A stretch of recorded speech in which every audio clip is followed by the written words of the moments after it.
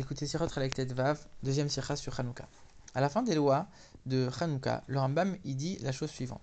Si on a le choix entre la bougie de Hanouka ou la bougie de Shabbat, c'est-à-dire qu'on n'a pas assez d'argent pour acheter les deux, ou le kiddush ou la bougie de Shabbat, alors on choisira toujours la bougie de Shabbat parce que la bougie de Shabbat elle est là pour amener la paix. Et la paix, elle est très importante dans le judaïsme. C'est pour ça qu'on est prêt à effacer le nom de Dieu dans l'histoire de la femme Sota pour restaurer la paix entre un homme et sa femme. Et toute la Torah n'a été donnée que pour la paix. Alors en vérité, ce Rambam, il est tiré d'une Gemara, mais dans la Gemara, c'est pas écrit que ça, c'est parce que même on voit que même dans la femme Sota, on est prêt à effacer le nom de Dieu pour la paix, etc. Pourquoi le Rambam il rajoute ça? Et en plus, il rajoute quoi? Il commence à rajouter, à s'étendre en disant, et la Torah elle a été donnée que pour la paix elle est très importante, etc. Pourquoi le Rambam rajoute tout ça?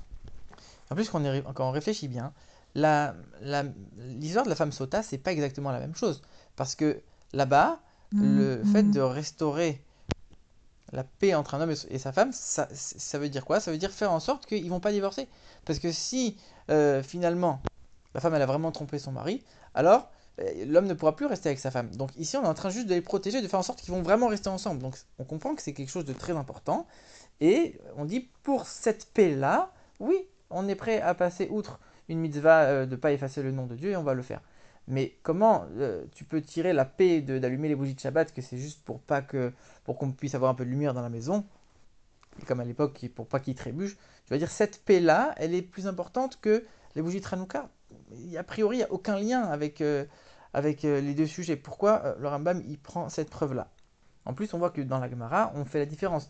La bougie de Hanouka, la bougie de Shabbat, bougie de Shabbat. Si après tu as le kiddush ou la bougie de Shabbat, la bougie de Shabbat. Le Rambam, ils prend tout ensemble. Si tu as la bougie de Hanouka ou le kiddush contre la bougie de Shabbat, prends les bougies de Shabbat. Donc il les rassemble. Et en plus, il dit pas, comme dans la Gemara, il dit c'est mieux, c'est plus important la bougie de Shabbat. Le Rambam, il dit c'est prioritaire. Quelle différence? On va voir ça tout de suite. Maintenant, la question que le Rabbi pose, elle est la suivante. Pourquoi cette loi, elle figure dans les lois de Hanouka? Elle aurait dû figurer dans les lois de Shabbat. On est en train de dire la mitzvah de la bougie de Hanouka contre la bougie de Shabbat. Alors, ok, mais après, tu es en train de me dire quoi? La bougie de Shabbat contre le kiddush. Donc ça n'a rien à voir avec Hanouka. Pourquoi on n'a pas mis cette loi dans les lois de Shabbat? Alors le Rambam, il a une manière particulière de faire ses lois, et on sait qu'il ne répète jamais la même loi. Le Rambam, c'est un livre qui est fait, comme le Rambam lui-même il le dit, ça a été fait pour connaître toute la Torah orale. On lit le Chumash, on lit la Torah orale, on lit le Rambam et on connaît toute la Torah orale. Donc c'est très résumé, c'est très court. Alors que le Shulchan Aruch, c'est pas pareil. Le Shulchan Aruch, il est fait pour faire en sorte que dès qu'on a une question, dans n'importe quel sujet, on ouvre le sujet, on a la réponse. Donc le Shulchan Aruch, il va parfois répéter la même loi dans plusieurs sujets qui traitent de la même halakha. Et donc ici, dans le Rambam, on a cette question. Pourquoi dans les lois de Hanouka, surtout que les lois de Hanouka, elles sont après les lois de Shabbat. Donc tu aurais dû me le dire avant. Pourquoi ça figure ici? Alors le Rabbi donne l'explication suivante. Quand on regarde les lois de Shabbat du Rambam, il nous explique que si on allume des bougies à Shabbat, c'est pour le plaisir de Shabbat, pour honorer et se délecter du Shabbat. À aucun moment il nous parle de faire régner la paix ou de pas trébucher, etc. Alors je comprends pas. Dans les lois de Hanouka, tu me dis la bougie de Shabbat elle a préséance sur la bougie de Hanouka parce qu'elle amène la paix, alors que tu es en train de me dire dans les lois de Shabbat, tu me parles même pas de ça. Donc on comprend bien que finalement, le fait que les bougies de Shabbat elles amènent la paix, c'est pas l'essentiel de la mitzvah des bougies de Shabbat. Mais alors comment un critère de la mitzvah, donc le fait d'amener la paix, mais qui n'est pas l'essentiel de la mitzvah, c'est juste un détail, comment pour ce détail tu vas me dire c'est à cause de ça on va repousser, on va préférer les bougies de Shabbat par rapport aux bougies de Hanouka? En vérité la réponse elle est la suivante. Le Rambam il écrit ça dans les lois de Hanouka, pas dans les lois de Shabbat. Pour nous dire, regarde ici, si les bougies de Shabbat elles ont préséance, c'est parce que elles amènent la paix. C'est pas l'essentiel de la mitzvah des bougies de Shabbat. C'est pour ça que je te le mets pas dans les lois de Shabbat. Parce que ici, c'est pas l'essentiel de la mitzvah, le fait que ça amène la paix. Mais ici ce que je veux souligner, c'est que la paix elle passe avant les bougies de Hanouka. Que ce soit amené par les bougies de Shabbat ou non. Mais la paix elle est plus importante. C'est pas le fait que c'est les bougies de Shabbat et le fait que ce soit intrinsèquement lié à la paix, que du coup la bougie de Shabbat elle est au-dessus de Hanouka. C'est la paix, on ne parle que de la paix ici, la paix elle est au-dessus de Hanouka. Alors même il nous dit toute la Torah elle n'a été donnée que pour la paix. Donc du coup, forcément, comme les bougies de Hanouka c'est une mitzvah de la Torah, donc les bougies de Hanouka elles-mêmes, elles participent à amener de la paix. Et donc elles-mêmes, elles vont te dire, les bougies de Hanouka, ne m'allume pas, allume les bougies de Shabbat à la place. Parce qu'elles-mêmes elles comprennent que tout le but c'est d'amener la paix dans le monde. S'il y a une mitzvah qui amène plus la paix que moi, alors préfère-la.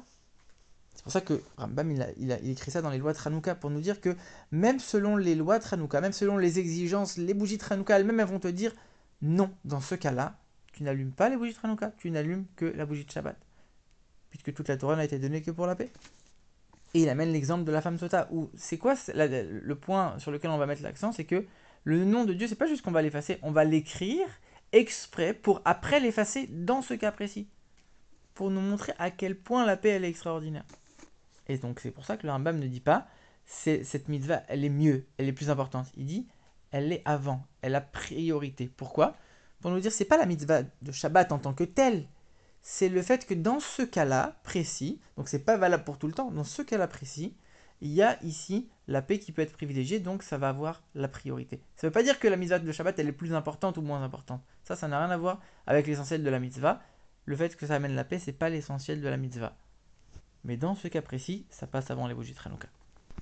Et d'ailleurs, c'est pour ça que le Rambam, il met la bougie de Hanouka et le kiddush de Shabbat sur le même piédestal en disant de toute façon, c'est la bougie de Shabbat qui a préséance. Pourquoi? Pour nous dire, ici, c'est pas Hanouka ou Shabbat, ou c'est pas une concurrence entre les deux bougies.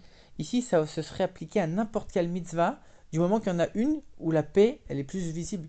La preuve, c'est que le kiddush ou la bougie de Shabbat, c'est la bougie de Shabbat encore pour la même raison. C'est pas lié forcément à Hanouka.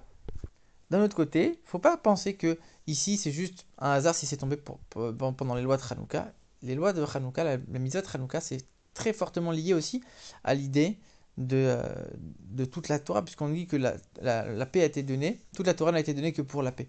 Et on aurait pu penser que Hanouka c'est juste un détail de toute la Torah. C'est pas un détail.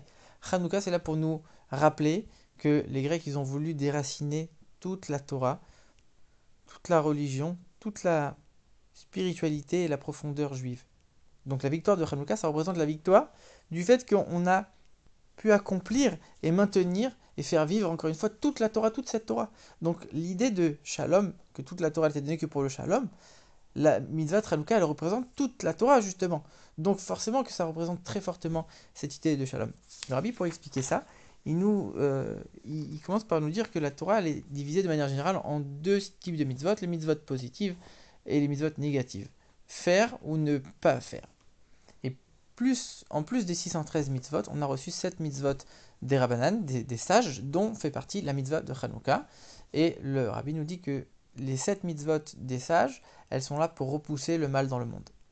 Et ici, c'est la différence qu'il y a entre Hanouka et Shabbat. Shabbat, même si c'est vrai qu'il y a énormément d'interdictions, le sens premier, le sens profond et essentiel du Shabbat, c'est le fait de se reposer, le fait de se ressourcer. Alors que Hanouka, ça nous rappelle encore une fois cette guerre contre les Grecs et cette victoire et le fait de repousser l'obscurité et les ténèbres. Ça, c'est le message de Hanouka. Donc on a amené de la lumière avec Shabbat et repoussé les ténèbres avec Hanouka. Alors c'est vrai qu'il y a les deux finalement dans chacun, puisque c'est vrai que les bougies de Shabbat, comme le Rambam il nous dit, c'est pour amener du plaisir, amener du respect pour le Shabbat, mais d'un autre côté, c'est aussi, comme il le mentionne dans Hanouka, pour ne pas trébucher et pour éviter des incidents, donc repousser le mal. D'un autre côté, Hanouka, c'est pareil. D'un côté, on est en train de diffuser le miracle avec les bougies, avec le Hallel, avec la louange à Dieu. D'un autre côté, encore une fois, ça rappelle le fait que Dieu nous a sauvés de l'obscurité et qu'on a été victorieux sur les ténèbres. Donc on a les deux aspects dans chacune des deux bougies, chacune des deux mitzvot. Mais l'aspect essentiel de la mitzvah de la bougie de Shabbat, c'est amener le shalom, amener la sérénité. Donc comme matériellement, ça va s'exprimer beaucoup plus, cette idée de paix, c'est pour ça qu'on va préférer les bougies de Shabbat. Les bougies de Hanouka elles-mêmes vont te dire non, allume les bougies de Shabbat en priorité. Maintenant le Rabbi développe une idée assez intéressante, c'est de dire que la paix c'est quoi? La paix c'est le fait de repousser toute dispute et tout conflit. C'est pour ça que quand le Rambam il nous dit c'est la paix de la bougie de Shabbat qui a priorité, il nous dit parce que la paix c'est quoi? c'est le fait de ne pas trébucher, d'avoir assez d'éclairage pour ne pas trébucher, ne pas passer un mauvais Shabbat. Donc on va repousser le mal, par le fait de repousser le mal et la dispute, là on va instaurer la paix. Mais le rabbi nous dit non. Quand on regarde les choses de manière un peu plus profonde, la paix c'est un niveau encore plus haut que ça. C'est pas seulement repousser et combattre les conflits et les disputes, c'est arriver à un niveau où il n'y a même pas de place pour le conflit et la dispute. On n'est même plus en train de combattre. C'est ça la vraie paix. Il n'y a même plus de place pour tout conflit, toute dispute. C'est pour ça qu'on dit que toute la Torah elle a été donnée pour la paix. Qu'est-ce que ça veut dire? On sait que Dieu renouvelle le monde à chaque instant. Le monde, quand on regarde intrinsèquement, le monde, il est là pour voiler la divinité. Quand on regarde les choses du monde, on ne voit pas que c'est Dieu qui a créé le monde. On a l'impression que le monde, il s'est fait un peu tout seul et qu'il fonctionne tout seul. On ne voit pas la divinité dans le monde. Le monde, il voile la présence de Dieu. Et nous, on est là pour faire en sorte d'amener la paix, justement, de réconcilier Dieu et le monde. Faire en sorte qu'on va dévoiler que le monde, il est renouvelé, il a été créé, il est renouvelé par Dieu à chaque instant. Et que profondément, intrinsèquement, le monde, c'est la prolongation de l'existence de Dieu. Le monde n'est que divinité, n'est que bien finalement. Même s'il y a ce voile qui nous cache un peu la divinité. Et donc, c'est cette paix, le fait de dévoiler qu'en vérité, le monde n'a toujours été que positif, n'a toujours été que l'existence, la création et l'existence de Dieu. Ça, c'est le niveau le plus haut de paix où il n'y a même plus de disputes, il n'y a même plus de conflits. Dieu et le monde sont entièrement réconciliés et on va faire résider la divinité dans chaque recoin du monde.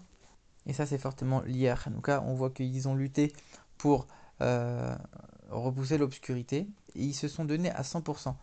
Et le fait de se donner pour Dieu complètement, ça vient d'un niveau dans l'âme qui s'appelle Yechida. Ce niveau, c'est le niveau pour lequel il n'y a même pas de place pour le conflit. C'est le niveau de paix ultime où il n'y a même pas d'existence de conflit, de dispute et de quoi que ce soit.